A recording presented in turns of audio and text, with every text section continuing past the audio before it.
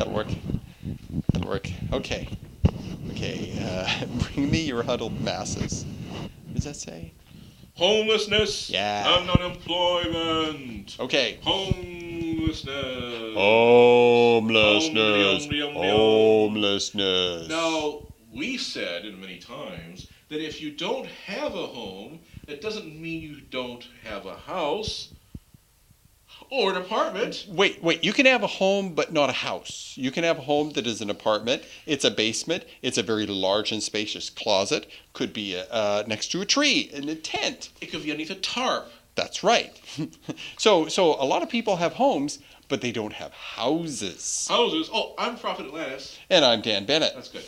And so lots of folks out there, millions in fact, don't have a place that they call their own. That's they right. have to live under a bridge or a shelter or in a car or a van, or they're hanging out in somebody's basement. Yep. But they don't really call it a place to nest. That's right. It's like a mouse running around the house who knows it's got a cat behind it, a little big cat with a hungry mouse, and says, I don't have a place to rest my head. And it's getting worse. Yes. So we talk about homelessness and unemployment. Now, there are a lot of folks who have jobs, but they're still homeless. Why is that?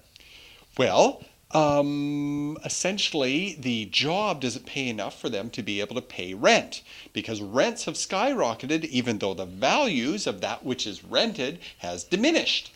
Woo! Yes, that's right. They'll have a house, and when they bought it, it was worth 250 grand, and now it's only worth 100 grand, but they're still paying on it as if it were 250 grand, and they can't afford it. Right. So their mortgage exceeds the value of their property. Correct. And exceeds their ability to even pay it. So they go to the bank and they try and renegotiate their mortgage, and the bank needs their money, and they say, nope, you signed a big, fat, juicy contract, which if you had read the fine print, you would notice that you can't renegotiate, and there's a balloon payment of $50,000 that you owe next month. So we have to have the bailout crew at the federal administration come in and say, we're going to come in there and take over all these mortgages, and we're going to go to your mortgage and say, the principal is much too high. That's right. We're going to lower the principal so you can pay it back. Now, did you know they said that over 36% or more of all current foreclosures are due to re-foreclosures? That meant somebody who already had their loan redone went ahead and went bankrupt again or foreclosed again. Yeah. And they said that they said that the principal was way too high to pay on their monthly thing. Plus, they lost their jobs. Yeah. They lost their jobs, so they couldn't pay the renewed, redone mortgages. Now, we all know that a lot of people, a good large percentage of people, are only one or two paychecks away from foreclosure or bankruptcy. Just a few paychecks away. That's right. And that's either because they have enormous amounts of debt, not necessarily by way of their house, but they've got credit cards or whatever. But their lifestyle is such that they're spending at their limit. Or beyond. And yeah. The credit cards coming, they're talking about the credit cards. The companies are saying that so many people are not paying even the most basic principal on their credit card bills, they're going to go bankrupt. But the people paying the credit cards... Well, I don't know how. I don't know how with 25% interest. Or more. I got rid of both. I had two credit cards. I got rid of both, and I consolidated them. Yeah, I cut them up. Yeah, and one of them was 23% interest, and the other was 19% That's interest. Usury, yes. I tell you. And I missed two payments in a row. I was late on one payment and I didn't pay enough or something. I'm not sure, whatever. There was some little rule that they had that I missed, and my interest went up to 35%. Woo! Not only that, I had to pay extra fees on top of that. It broke me. It broke me, and they did that, and there's a little thing, well, your interest will remain at 35% for 6 months as long as you pay off the principal, and this sort of thing. And I got rid of that card first. And the sad thing is, Visa, the way it works with Visa charges you a little bit of a few cents per transaction, but it's the bank or the institution. It's like I had a Bank of America Visa, I had a Target Visa. Yeah, it's the Bank of America or Target that is making the lion's share of that money that they're charging, that interest. It's not Visa that's making that money. It's that institution. Wow. is that organization. Right. And oh yeah, they're giving it to you, man. Oh yeah, they're giving it to you. Ooh, yeah, baby. Yeah, it ain't pretty. So Right. so do what I did. Cut up your cards. Get them up. Get them Homelessness rid. and Get the rid of them. masses. Homelessness. The simple thing to do is we've got 22 million plus home empty. No one's living in them.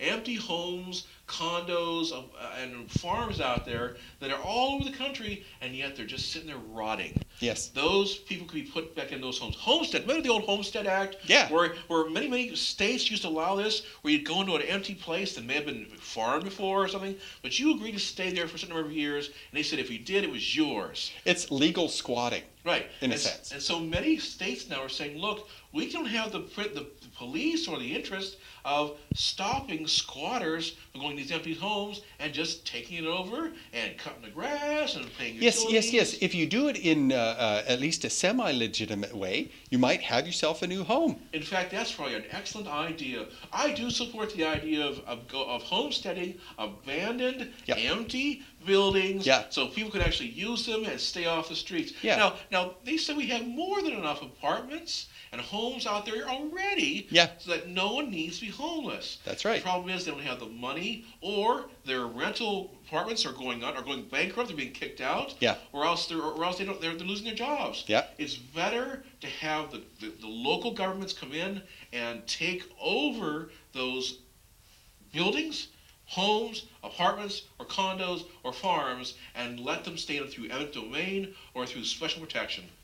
Yeah. That's how you deal with homelessness. That's right. And then joblessness, you have to have a new deal. And Obama's coming with a new deal of jobs, infrastructure, new age technologies, and solar, and Yep. geothermal, and all that. Those are what we need to Yeah. revitalize this economy. Yeah, let me tell you, it ain't outsourcing, and outsourcing is not Revitalize. what helps us. It makes things worse. So the plan is not to outsource, and that's what we want. So we do want the homeless to actually be working. It means that people are working with good paying jobs that pay for their, now of course, much lower reduced value of homes and so forth. It keeps them being homeless. And you don't want too many people being homeless because it creates anarchy. That's right. They have riots. That's And right. They do weird things like vote people out or just move people out. Now, that's something for you to think about.